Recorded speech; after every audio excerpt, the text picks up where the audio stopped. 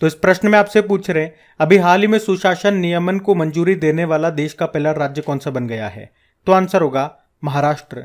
तो पहले तो आप याद रखना कि गुड गवर्नेंस को मंजूरी देने वाला पहला राज्य कौन सा बन गया? आंसर होगा महाराष्ट्र।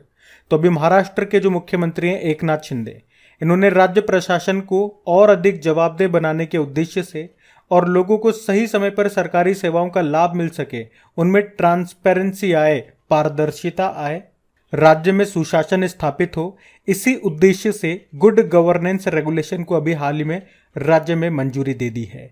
तो इस रेगुलेशन से राज्य में नागरिकों को सभी ऑनलाइन सेवाएं एक निर्धारित समय पर उपलब्ध होगी और उनकी शिकायतों का भी तेजी से निवारण किया जा सकेगा, समाधान किया जा सकेगा।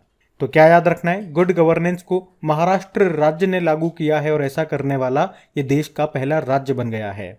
अच्छा, आप जानते हो गुड गवर्नेंस डे कब मनाते हैं हम? 25 दिसंबर को अटल जी के जन्म दिवस।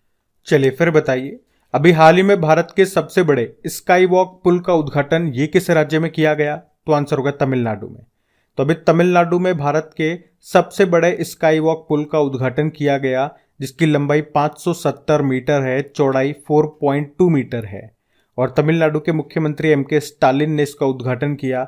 इसको बनाने में लागत आई है 28.45 करोड़ रुपीज। तो ये जो स्काई वॉक पुल है, ये माम्बलम रेलवे स्टेशन को टी नगर बस टर्मिनल से जोड़ेगा। चलिए फिर बताइए, हाल ही में तीर्थ यात्रियों को मुफ्त हवाई यात्रा प्रदान करने वाला देश का पहला राज्य कौन सा बन गया? तो आंसर होगा मध्य प्रदेश। तो मुख्यमंत्री तीर्थ दर्शन योजना के तहत तीर्थ यात्रा के लिए सरकार के द्वारा वित्त पोषित हवाई यात्रा प्रदान करने वाला मध्य प्रदेश ये पहला राज्य बन गया है। इसमें अभी 32 वरिष्ठ नागरिकों को भोपाल से प्रयागराज रवाना किया गया। तो इस योजना का मुख्य उद्देश्य यही है, राज्य के बुजुर्गों को मुख्यमंत्री तीर्थ दर्शन योजना का लाभ हवाई यात्रा से आसानी से उपलब्ध कराना। तो अभी ये जो वरिष्ठ नागरिक हैं भोपाल से प्रयागराज गए, किस एयरलाइन के थ्रू? Air Indigo. फिर बताइए, अभी हाल ही में स्वदेशी रूप से निर्मित सस्टेनेबल एविएशन फ्यूल मिश्रण का उपयोग करने वाली भारत की पहली एयरलाइन कौन सी बन गई? तो आंसर होगा एयर एशिया। तो याद रखना कि एयर एशिया ये भारत की पहली एयरलाइन बन गई है स्वदेशी रूप से निर्मित सस्टेनेबल एविएशन फ्यूल मिश्रण का उपयोग करने वाली। इस सस्टेनेबल एविएशन फ्यूल को बायोजेट फ्यूल के नाम से भी जाना जाता है। तो इस तेल को खाना पकाने वाले तेल और पौधों के बीजों से जो तेल निकलता है, उनका उपयोग करके इस तेल को बनाया जाता है, इस फ्यूल को बनाया जाता है। इस फ्यूल के फायदे क्या हैं? तो इस फ्यूल के उपयोग से ग्रीन हाउस गैसेस के उत्सर्जन में कमी आती है, उसके एमिशन में कमी आती है, वायु गुणवत्ता एयर क्वालिटी में सुधार होगा, ऊर्जा सुरक्षा में वृद्धि होगी और सतत विकास को बढ़ावा देने सहित कई लाभ हैं इसको यूज करने के। तो ये प्रश्न आप ध्यान रखना। तो इस प्रश्न में आपसे पूछ रहे हैं, हाल ही में शराब पर स्वास्थ्य चेतावनी लगाने वाला दुनिया का पहला देश कौन सा बनेगा? तो आंसर होगा आयरलैंड। तो आयरलैंड ये शराब पर स्वास्थ्य चेतावनी लगाने वाला दुनिया का पहला देश बन गया है। तो इसमें ये शराब पीने के स्वास्थ्य जोखिमों के साथ साथ उत्पाद की कैलोरी गिनती के बारे में भी चेतावनी देगा। और ऐसा करने का उद्देश्य क्या है? शराब से जुड़े संभावित स्वास्थ्य जोखिमों के बारे में जागरूकता बढ़ाना। देखो, आयरलैंड की कैपिटल होती है डबलिन, करेंसी यूरो है क्योंकि यूरोपीय देश है, और इसके प्रेसिडेंट हैं माइकल डी हिंगिस। चलिए फिर बताइए, अभी हाल ही में कृत्रिम पैरों से दुनिया की सबसे ऊंची चोटी फतेह करने वाले पहले व्यक्ति कौन बन गए? तो आंसर होगा हरिबुधमागर। और दुनिया की सबसे ऊंची चोटी यानी कि हम बात कर रहे हैं यहाँ पे माउंट एवरेस्ट की। तो हरिबुधमागर ये नेपाल के पूर्व गोरखा सैनिक हैं जिनके दोनों पैर नहीं है, पर उन्होंने हार नहीं मानी और नकली पैरों की मदद से माउंट एवरेस्ट को फतेह कर लिया, और ऐसा करने वाले वो दुनिया के पहले व्यक्ति बन गए। अच्छा, इसी तरह से अगर आपसे प्रश्न पूछूं मैं कि माउंट एवरेस्ट को फतेह करने वाली पहली दिव्यांग भारतीय महिला का नाम क्या है? तो आंसर होगा अरुणिमा सिन्हा। और माउंट एवरेस्ट को फतेह करने वाली पहली भारतीय महिला बछेंद्री पाल। फिर बताइए, अभी हाल ही में देश का सबसे बड़ा हाईकोर्ट परिसर ये कहां पे बनकर तैयार हुआ? तो आंसर होगा झारखंड में। तो अभी रांची के झारखंड में देश का सबसे बड़ा हाईकोर्ट परिसर बनकर तैयार हुआ, और अभी इसका उद्घाटन किसने किया? राष्ट्रपति द्रौपदी मुर्मू ने। आपको याद है, द्रौपदी मुर्मू ये झारखंड की पहली महिला राज्यपाल रह चुकी हैं। तो ये देश का सबसे बड़ा हाईकोर्ट कैंपस है। इसका जो एरिया यानी कि क्षेत्रफल है, ये इतना बड़ा है कि आप कह सकते हो कि सुप्रीम कोर्ट की तुलना में ये 3.5 गुना ज़्यादा है। इसमें 540 कमरे हैं, लगभग 600 करोड़ रुपए की लागत से ये बनकर तैयार हुआ।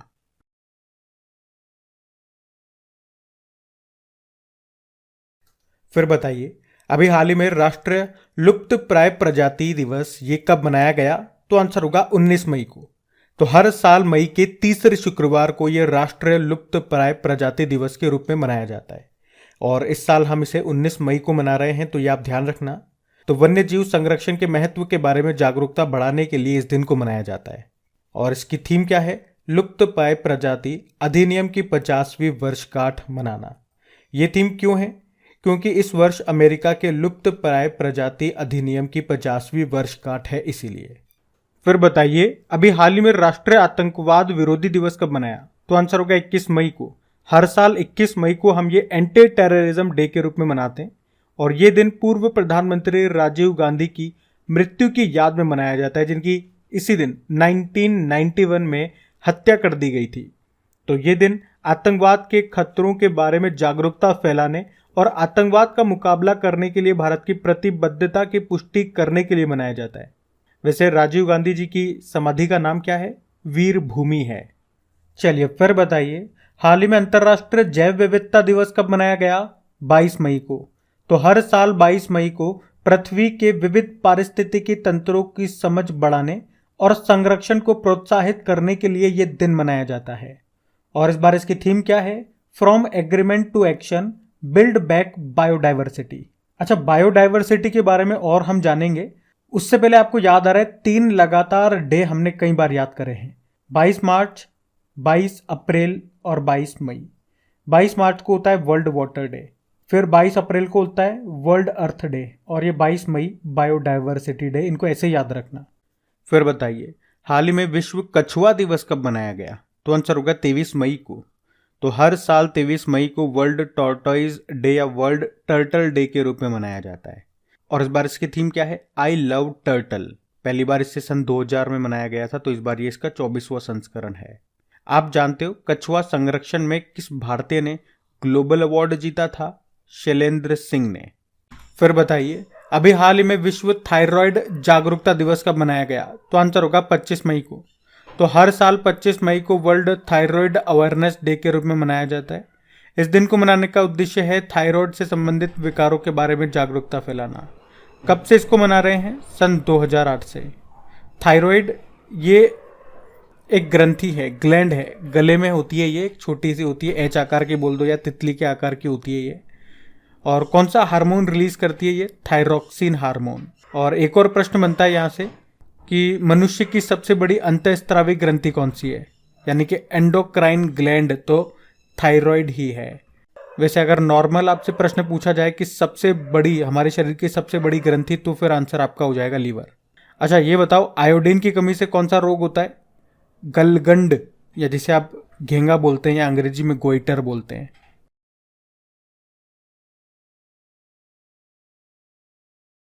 चलिए फिर बताइए, अभी हाल ही में data security council of India के नए अध्यक्ष किसे नियुक्त किया गया? प्रमोद भसीन को। तो याद रखना, प्रमोद भसीन ये data security council of India के नए अध्यक्ष बने हैं। बाकी data security council of India की बात करें तो ये नेस्कॉम के द्वारा स्थापित भारत में डेटा सुरक्षा पर एक नॉन प्रॉफिटेबल बॉडी है जो साइबर क्षेत्र में साइबर स्पेस को सुरक्षित और विश्वसनीय बनाने का काम करती है और इसी के अभी अध्यक्ष बने हैं प्रमोद भसीन। आप जानते हो अभी सीबीआई के प्रमुख बने थे प्रवीण सूद और रक्षा मंत्री राजनाथ सिंह के बेटे हैं ये प्रियपुत्र पंकज सिंह। अभी इनको साइकिल दिलाई है उन्होंने, मतलब साइकिलिंग महासंघ के अध्यक्ष बने हैं ये। और भारत डायनेमिक्स लिमिटेड के अध्यक्ष बने हैं ए माधव राव। तो ध्यान रखना, ये नाम न्यूज में है, पढ़ते हैं आगे। फिर बताइए, अभी हाल ही में किसे स्विमिंग फेडरेशन का अध्यक्ष निर्वाचित किया गया? तो आंसर होगा आर.एन. जयप्रकाश को। तो अभी आर.एन. जयप्रकाश को भारतीय तैराकी महासंघ के अध्यक्ष के रूप में फिर से चुना गया। स्विमिंग फेडरेशन ऑफ इंडिया ये भारत में जलीय खेलों के लिए राष्ट्र शासी निकाय है। बाकी अभी सशस्त्र सीमा बल के महानिदेशक बनी थी Rashmi Shukla. National Highways Authority of India के अध्यक्ष बने संतोष कुमार यादव और बॉम्बे स्टॉक एक्सचेंज के एमडी सीईओ बने सुंदर रमन राममूर्ति। अच्छा, स्विमिंग की बात है ना, तो एक प्लेयर का नाम याद रखना, साजन प्रकाश। पूछा जा सकता है कि इनका संबंध किस खेल से है, तो स्विमिंग करते हैं, ये स्विमर हैं। कई बार इनका नाम न्यूज़ में रहता है, इसलिए मैंने आपको बता दिया। अभी हम बढ़ते हैं आगे। फिर बताइए, हाल ही में बास्केटबॉल फेडरेशन ऑफ एशिया के नए अध्यक्ष के रूप में किसे नियुक्त किया गया? तो आंसर होगा डॉक्टर के गोविंद राज को। तो अभी डॉक्टर के गोविंद राज को अंतर्राष्ट्रीय बास्केटबॉल फेडरेशन एशिया के अध्यक्ष के रूप में चुना गया है। वे बास्केटबॉल फेडरेशन ऑफ इंडिया के अध्यक्ष और कर्नाटक ओलंपिक एसोसिएशन के अध्यक्ष भी हैं। तो ये पहली बार है जब किसी भारतीय को फीबा एशिया यानी कि बास्केटबॉल फेडरेशन ऑफ एशिया का अध्यक्ष बनाया गया है। वे किनका स्थान लेंगे? कतर के शेख सऊद अली अल थानी की जगह लेंगे। देखो, इंटरनेशनल बास्केटबॉल फेडरेशन की बात करें, स्थापना होती है 1932 में, हेडक्वार्टर मिलेगा स्विट्जरलैंड में। आप जानते हो अभी कंपटीशन कमीशन ऑफ इंडिया के अध्यक्ष बने थे रवनीत कौर। कोल इंडिया के प्रमुख बने पोलावरापू मल्लिकार्जुन प्रसाद और वर्ल्ड बैंक के 14वें नंबर के अध्यक्ष बने अजय बंगा। तो नाम ध्यान रखना, ये इंपॉर्टेंट है। बढ़ते आगे। चलिए फिर बताइए, हाल ही में भारत ताइक्वांडो के अध्यक्ष के रूप में फिर से किसे चुना गया? नामदेव शिरगांवकर को। तो अभी नामदेव शिरगांवकर को भारत ताइक्वांडो के अध्यक्ष के रूप में फिर से चुना गया है। वे महाराष्ट्र ओलंपिक संघ के महासचिव भी हैं। और याद रखना, अभी 2023 में सीनियर विश्व ताइक्वांडो चैंपियनशिप ये होगी अजरबैजान के बाकू में। बाकी सीएट टायर कंपनी है, उसके एमडी सीईओ बने थे अर्नब बनर्जी। भारत पेट्रोलियम कॉरपोरेशन के अध्यक्ष बने जी कृष्ण कुमार और कॉटन कॉरपोरेशन ऑफ इंडिया के सीएमडी बने थे ये ललित कुमार गुप्ता। नाम न्यूज में थे, इनको ध्यान रखना। बढ़ते हैं आगे। फिर बताइए, अभी हाल ही में त्रिपुरा पर्यटन का ब्रांड एम्बेसडर किसे बनाया गया? तो आंसर होगा सौरव गांगुली को। तो भारत के पूर्व क्रिकेट कप्तान और पूर्व बीसीसीआई प्रमुख सौरव गांगुली को अभी त्रिपुरा पर्यटन का ब्रांड एम्बेसडर बनाया गया है। वैसे आप जानते हो सौरव गांगुली ये भी बंधन बैंक के भी ब्रांड एम्बेसडर बने थे और ड्रीम सेट गो के पहले ब्रांड एम्बेसडर भी बने थे। चलिए फिर बताइए, अभी हाल ही में सोनी स्पोर्ट्स नेटवर्क ने किसे अपना टेनिस एम्बेसडर नियुक्त किया? तो आंसर होगा सानिया मिर्जा। तो अभी sports broadcaster Sony Sports Network ने सानिया मिर्जा को सोनी स्पोर्ट्स नेटवर्क के लिए टेनिस एम्बेसडर बनाया है।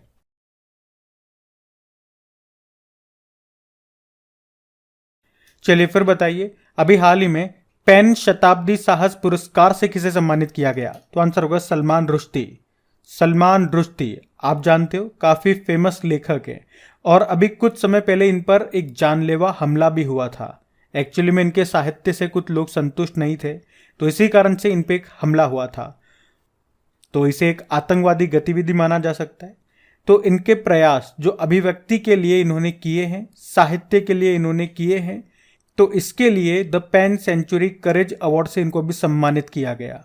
तो अमेरिका का एक संगठन है literacy and free expression organisation, जिसे पेन अमेरिका के नाम से भी जाना जाता है, और उसी के द्वारा ये सम्मान दिया जाता है जो इस बार सलमान रुश्दी को दिया गया। अच्छा, सलमान रुश्दी की अभी 2023 में लेटेस्ट बुक कौन सी आई थी, कोई बता सकते हैं क्या? तो आंसर होगा विक्ट्री सिटी। कई बार पढ़ा है हम लोगों ने। बाकी अभी युवा यूरोलॉजिस्ट पुरस्कार जीता डॉक्टर नित्या अब्राहिम ने। 2022 का सरस्वती सम्मान मिला है तमिल लेखक शिवशंकरी को, और ये भी लेखक हैं के वेणु। इनको फेडरल बैंक लिटरेरी अवार्ड 2023 से सम्मानित किया गया था। तो ये नाम भी याद रखना। बढ़ते आगे। चलिए फिर बताइए, अभी हाल ही में मॉन्ट्रियल 2023 के साउथ एशियन फिल्म फेस्टिवल में बेस्ट लॉन्ग डॉक्यूमेंट्री अवार्ड ये किस डॉक्यूमेंट्री को दिया गया? तो आंसर होगा गौरी।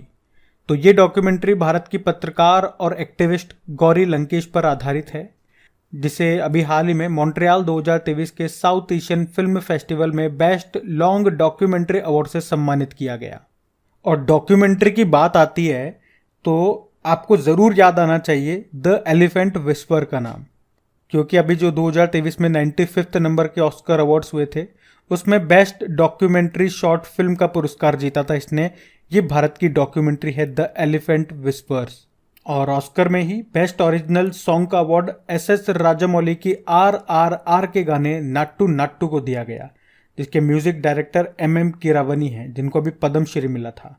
तो ये पॉइंट्स भी ध्यान रखना। बढ़ते हैं आगे। चलिए फिर बताइए, मई 2023 में किस देश ने प्रधानमंत्री नरेंद्र मोदी को अपने सर्वोच्च सम्मान से सम्मानित किया? तो आंसर होगा पापुआ न्यू गिनी और फिजी। अभी कुछ दिन पहले ही आप लोगों ने पढ़ा था कि प्रधानमंत्री नरेंद्र मोदी ये जापान में G7 समिट को अटेंड करने के लिए गए और जापान के बाद वो पापुआ न्यू गिनी और ऑस्ट्रेलिया। तो जब प्रधानमंत्री तीसरे भारत प्रशांत द्वीप समूह सहयोग शिखर सम्मेलन में भाग लेने के लिए गए तो वहां पर एक तो फिजी देश के सर्वोच्च नागरिक सम्मान, जिसको कहते हैं the companion of the order of Fiji, इससे सम्मानित किया गया। और इसी तरह पापुआ न्यू गिनी ने भी अपने सर्वोच्च नागरिक सम्मान, जिसे कहते हैं grand companion of the order of Logohu, इससे सम्मानित किया प्रधानमंत्री नरेंद्र मोदी को। तो प्रधानमंत्री नरेंद्र मोदी जी को यह सम्मान प्रशांत द्वीप देशों की एकता के लिए किए गए उनके प्रयासों के लिए दिया गया है। देखो, दो देश है यहाँ पे, फिजी और पापुआ न्यू गिनी। तो दोनों की स्टैटिक जान लो। फिजी की कैपिटल सुआ होती है, करेंसी है फिजियन डॉलर। 2023 में आपको पता है विश्व हिंदी सम्मेलन का आयोजन कहाँ पे होना है? फिजी देश में। और इसके प्रेसिडेंट कौन है? सितविनी राबुका। बाकी कैपिटल की बात करोगे तो आंसर होगा पोर्ट मोरेस्बी। करेंसी है कीना और प्रधानमंत्री हैं जेम्स मरापे। तो ध्यान रखना ये पॉइंट्स भी। बढ़ते हैं आगे। और ये मोस्ट इंपॉर्टेंट प्रश्न हो जाता है आपका, हाल ही में अंतर्राष्ट्रीय बुकर पुरस्कार 2023 से किसे सम्मानित किया गया? तो आंसर होगा जॉर्जी गोस्पोडिनोव। तो 2023 का इंटरनेशनल बुकर पुरस्कार ये मिला है जॉर्जी गोस्पोडिनोव को। ये बुल्गारिया के लेखक हैं और अभी इन्हें इनके टाइम शेल्टर उपन्यास के लिए ये सम्मान दिया गया है। और इस उपन्यास का इंग्लिश में ट्रांसलेट किसने किया? एंजेला रॉडेल ने। और इस तरह से ये बुल्गारिया का पहला उपन्यास है जिसे अंतर्राष्ट्रीय बुकर पुरस्कार मिला है। 2022 में किसे मिला था? गीतांजलि श्री को, उनके उपन्यास रेत की समाधि के लिए, जिसको अंग्रेजी में ट्रांसलेट किया था डेजी रॉकवेल ने, और बुक का नाम बन गया था अंग्रेजी में टॉम्ब ऑफ सैंड। देखो, अंतर्राष्ट्रीय बुकर पुरस्कार है ना, इसकी स्थापना होती है सन 2005 में। पहली बार ये दिया गया था इस्माइल कदारे को। आप जानते हो, ये तो हमने बात कर ली अंतर्राष्ट्रीय बुकर पुरस्कार की। एक बुकर पुरस्कार भी होता है, ये तो अंतर्राष्ट्रीय बुकर पुरस्कार है और एक बुकर पुरस्कार होता है। तो 2022 में बात करेंगे तो 2022 में जो ब्रिटेन का बुकर पुरस्कार है वो जीता था शेहान करुणा तिलिका ने। वो श्रीलंकाई लेखक है, तो ध्यान रखना ये भी। बढ़ते आगे।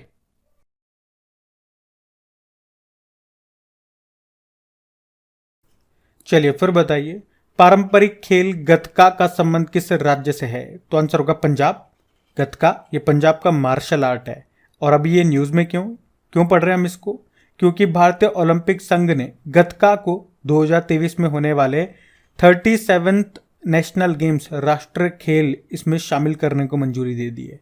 और इस साल ये 37 नंबर के नेशनल गेम्स कहाँ पे होंगे? गोवा में होंगे। पिछले साल 36 नंबर के कहाँ पे हुए थे? गुजरात में हुए थे। चलिए फिर बताइए, अभी हाल ही में किसने 13वां सुदीरमन कप जीता है? तो आंसर होगा चाइना ने। सुदीरमन कप, देखो पहला प्रश्न तो यही बन जाएगा, इसका संबंध किस खेल से है? बैडमिंटन से है। ये टूर्नामेंट पहली बार 1989 में हुआ था और इसका नाम बैडमिंटन एसोसिएशन ऑफ इंडोनेशिया के संस्थापक डिक सुदीरमन के नाम पर रखा गया। तो हर 2 साल में ये कंपटीशन होता है। इस बार ये इसका 13वां संस्करण है और इसको जीत लिया इस बार चाइना ने साउथ कोरिया को हराया है। कहाँ पे हुआ था? चाइना के सुजो में हुआ था। और अगला वाला जो सुदीरमन कप है वो 2 साल बाद में होता है, तो अब ये 2025 में होगा। कहाँ पे होगा? स्पेन में होगा। ये भी बता दिया गया, तो ये पॉइंट भी ध्यान रखना। चलिए फिर बताइए, हाल ही में किसने इटालियन ओपन 2023 का खिताब किसने जीता? तो आंसर होगा डेनियल मेदवेदेव। डेनियल मेदवेदेव ये रशियन टेनिस प्लेयर हैं और अभी इन्होंने इटालियन ओपन में मेंस सिंगल का टाइटल जीत लिया है। इन्होंने किसे हराया? होल्गर रूने को। जबकि वुमेन्स सिंगल का टाइटल जीता है एलेना रिबाकिना ने। ये कजाकिस्तान से हैं। चलिए फिर बताइए, हाल ही में किस फुटबॉल क्लब ने लगातार तीसरी बार प्रीमियर लीग का खिताब जीता? तो आंसर होगा मैनचेस्टर सिटी ने। तो मैनचेस्टर सिटी ने लगातार तीसरी बार इंग्लिश प्रीमियर लीग चैंपियनशिप का खिताब जीत लिया। इसमें दूसरे स्थान पर रहा आर्सेनल। तो मैनचेस्टर सिटी ये 2009 में मैनचेस्टर यूनाइटेड के बाद से लगातार 3 प्रीमियर लीग खिताब जीतने वाली पहली टीम बन गई है। चलिए फिर बताइए, हाल ही में शेली सिंह ने गोल्डन ग्रैंड प्री 2023 में कांस्य पदक जीता, ब्रोंज। उनका संबंध किस खेल से है, प्रश्न ये है। तो आंसर होगा लॉन्ग जंप। एक्चुअली में अभी शेली सिंह ने जापान के योकोहामा में महिलाओं की लंबी कूद स्पर्धा में golden grand prix 2023 athletics meet में ब्रोंज मेडल जीता। उन्होंने 6.65 मीटर दूर छलांग लगा करके ये ब्रोंज जीता है।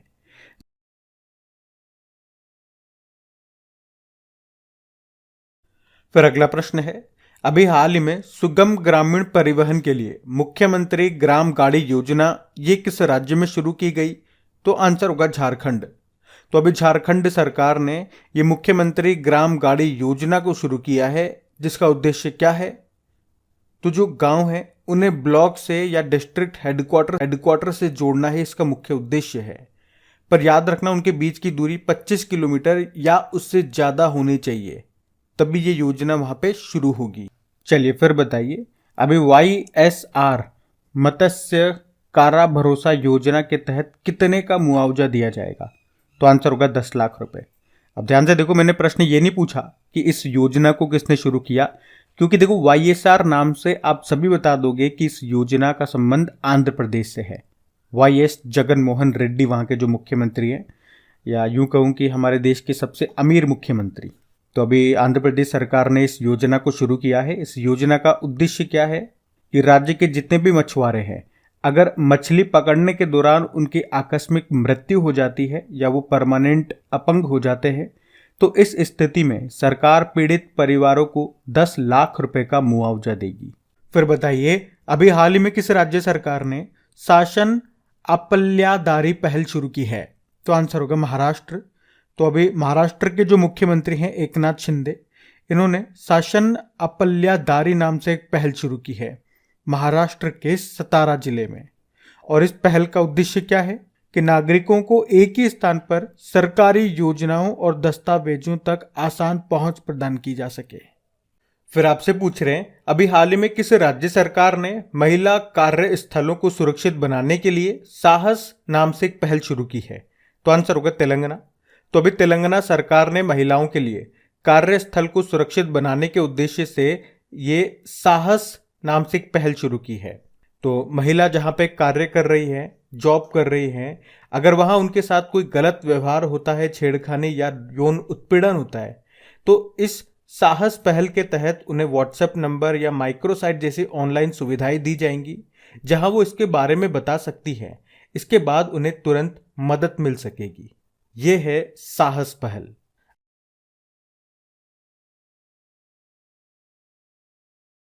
चलिए फिर बताइए, अभी हाल ही में भारतीय सेना ने जल राहत अभ्यास का आयोजन कहां पे किया? तो आंसर होगा असम में। तो अभी भारतीय सेना ने असम में मानस नदी पर जल राहत अभ्यास का आयोजन किया। याद रखना, ये एक बाढ़ राहत अभ्यास है, मतलब कहीं बाढ़ आ जाए तो कैसे लोगों को बचाकर निकालना है, कैसे मोर्चा संभालना है, उसके लिए ये अभ्यास, ये एक्सरसाइज किया गया। और इसमें भारतीय सेना के साथ सशस्त्र सीमा बल NDRF वगैरह ने भी इसमें पार्टिसिपेट किया है।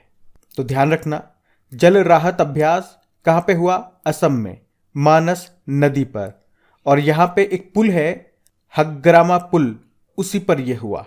चलिए फिर बताइए, मई 2023 में भारत और किस देश के बीच अल मोहद अल हिंदी 2023 अभ्यास का आयोजन किया गया? तो आंसर होगा सऊदी अरब। तो अभ्यास का नाम, एक्सरसाइज का नाम है अल मोहद अल हिंदी 2023। ये भारत और सऊदी अरब के बीच में हुआ 21 मई से लेके 25 मई तक। कहाँ पे हुआ? सऊदी अरब के अल जुबैल में। ये एक नेवल एक्सरसाइज है और इस बार ये इसका दूसरा संस्करण है। इसमें भारत की तरफ से INS तरकश और INS सुभद्रा ने हिस्सा लिया। अच्छा, इसी तरह से आपको याद होगा नसीम अल बहर नाम की एक्सरसाइज, ये हम करते हैं ओमान के साथ में, भारत और ओमान के बीच में होती है। एक है जायर अल बहर नाम की एक्सरसाइज, ये भारत और कतर के बीच होती है। और ओमान के साथ अल नगाह नाम के एक्सरसाइज भी करते हैं।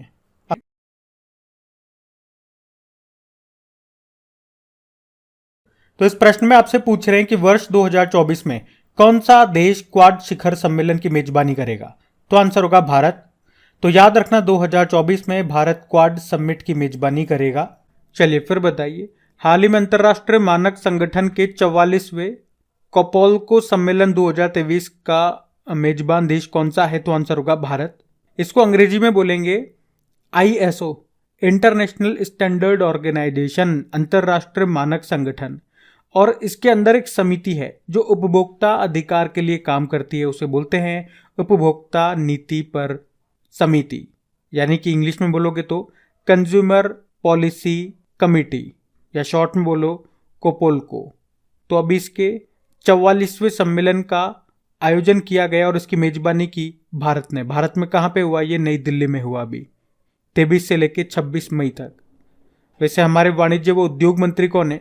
पीयूष गोयल है। देखो, इंटरनेशनल स्टैंडर्ड ऑर्गेनाइजेशन की बात करें पहले, 1947 में स्थापना होती है, हेडक्वार्टर जेनेवा स्विट्जरलैंड में है इसका।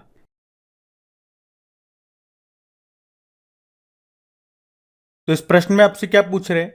अभी हाल ही में नेशनल इन्वेस्टिगेशन एजेंसी ने देश भर में आतंकवादियों, गैंगस्टरों और ड्रग तस्करों के नेटवर्क को लक्षित करने के लिए अभी कौन सा अभियान, कौन सा ऑपरेशन शुरू किया? तो आंसर होगा ऑपरेशन ध्वस्त। तो बात करें नेशनल इन्वेस्टिगेशन एजेंसी की, जिसकी स्थापना 2008 में जब मुंबई में आतंकवादी हमला हुआ था, उसके बाद 2008 के अधिनियम के तहत 2009 में इसकी स्थापना होती है। और इसका काम क्या है? इसका काम यही है, भारत में आतंकवादी घटनाओं को रोकना। और अभी इसने ऑपरेशन ध्वस्त शुरू किया है, जिसका उद्देश्य क्या है? आतंकवाद, गैंगस्टर और ड्रग तस्करों के नेटवर्क को ध्वस्त करना, खत्म करना। अच्छा, आपको याद है अभी ऑपरेशन कावेरी के बारे में हमने पढ़ा था, जिसका उद्देश्य था युद्धग्रस्त सूडान से अपने नागरिकों को निकालना। ऑपरेशन दोस्त क्या है? तुर्की और सीरिया में जब भूकंप आया था तो उसमें मदद के लिए हमने ऑपरेशन दोस्त शुरू किया था। और यूक्रेन में भारतीयों को वापस लाने के लिए ऑपरेशन गंगा शुरू किया था। और उसी तरह से अफगानिस्तान में फंसे हुए भारतीयों को वापस लाने के लिए हमने ऑपरेशन देवी शक्ति शुरू किया था। चलिए फिर बताइए, 1 जुलाई 2023 से भारत के बाहर अंतर्राष्ट्रीय क्रेडिट कार्ड के उपयोग पर कितना प्रतिशत TCS लगाने की घोषणा की गई? तो आंसर होगा 20%। तो अगर आप भारत के बाहर यात्रा करते हैं और वहां पर क्रेडिट कार्ड का इस्तेमाल करते हैं तो पहले आपको 5% टैक्स देना होता था, लेकिन अब आपको 20% देना होगा। और ये कब से लागू होगा? 1 जुलाई 2023 से। पर इसमें एक बात ध्यान रखने वाली है, अगर आप उस क्रेडिट कार्ड का इस्तेमाल एजुकेशन या चिकित्सा के पर्पज में करते हैं तो फिर आप पे ये नया टैक्स नहीं लगेगा। अब आप पूछोगे ये TCS की फुल फॉर्म क्या हो गई? तो आंसर होगा टैक्स कलेक्शन एट सोर्स। अच्छा, अगर मैं आपसे पूछूं कि बताओ क्रिप्टो करेंसी एक्सचेंज पर कितना प्रतिशत टैक्स लगाया गया था? तो आंसर होगा 30%। चलिए बताइए, अभी हाल ही में किस देश ने वर्ष 2025 को विशेष पर्यटन वर्ष के रूप में घोषित किया? तो आंसर होगा नेपाल। आप जानते हो नेपाल की जो इकोनॉमी है, जो अर्थव्यवस्था है, वो सबसे ज़्यादा निर्भर करती है पर्यटन पे। और कोरोना के समय पर्यटन बिल्कुल खत्म हो गया था, तो इसकी इकोनॉमी पे बहुत इफेक्ट पड़ा था। तो अब नेपाली सरकार ने टूरिज्म को तेजी से बढ़ावा देने के लिए 2025 को स्पेशल टूरिज्म ईयर के रूप में घोषित किया है। चलिए फिर बताइए, हाल ही में जारी हेंके के वार्षिक दुख सूचकांक 2022 में दुनिया का सबसे दयनीय देश कौन सा है? तो आंसर होगा जिम्बाब्वे। इसको अंग्रेजी में बोलेंगे HAMI, मतलब हैंकीज एनुअल मीजर इंडेक्स। तो अभी हैंके ने दुनिया के सबसे दयनीय यानी कि दुखी देशों की सूची जारी की है, जिसमें टॉप पर जिम्बाब्वे है। इस लिस्ट में भारत के दुखी रहने का मुख्य कारण बेरोजगारी बताया गया। भारत इस लिस्ट में 103वें स्थान पर है, 103। वैसे आप जानते हो, हमने पढ़ा था कि सबसे खुशहाल देश कौन सा है? फिनलैंड है, और वो इस लिस्ट में 109वें स्थान पर है। आपको के इस लिस्ट में टोटल कितने देशों की सूची है? ये 157 देशों की सूची है। और इसमें 157 नंबर पर कौन है? तो स्विट्जरलैंड है। जो सबसे कम दुखी है। अच्छा, जिम्बाब्वे की कैपिटल क्या होती है? हरारे। चलिए फिर बताइए, अभी हाल ही में पार्टीशन फ्रीडम नाम की बुक को किसने लिखा? तो आंसर होगा राम माधव ने।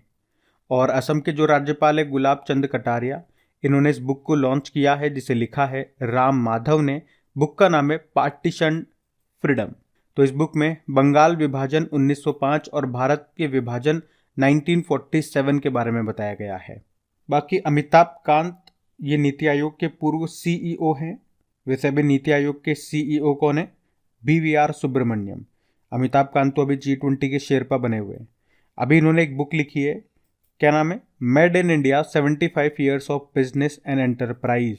और अमिताभ घोष की बात करेंगे, 2019 में भारत का सर्वोच्च साहित्य सम्मान ज्ञानपीठ पुरस्कार मिला था और ये ज्ञानपीठ पुरस्कार पाने वाले पहले अंग्रेजी भाषा के लेखक बने थे। अभी इन्होंने बुक लिखी है, उसका नाम है स्मोक एंड एशेज। और संदीप मारवाह 8 ईयर्स ऑफ मोदी सरकार अ कंपाइलेशन ऑफ अचीवमेंट नाम से बुक लिखी है इन्होंने। तो ये भी ध्यान रखना। बढ़ते हैं आगे। फिर बताइए, अभी हाल ही में चर्चा में रहा कपिलेश्वर मंदिर ये किस राज्य में है? तो आंसर होगा उड़ीसा में। अच्छा, ये न्यूज़ में क्यों है?